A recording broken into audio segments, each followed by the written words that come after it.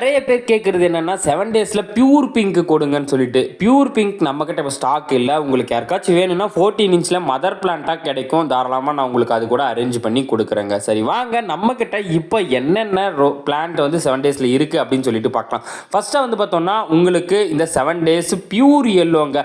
இது வந்து பார்த்தீங்கன்னா உங்களுக்கு இலையும் அதுக்கப்புறம் பூவும் நல்லாவே டிஃப்ரென்ஸ் தெரியுங்க. இது வந்து பார்த்தீங்கன்னா கப் டைப்பில் சூப்பராக பெட்டல்ஸ் எல்லாம் நெருக்கமாகவும் போக்கும். இது வந்து பார்த்தீங்கன்னா பியூர் எல்லோ கலருங்க.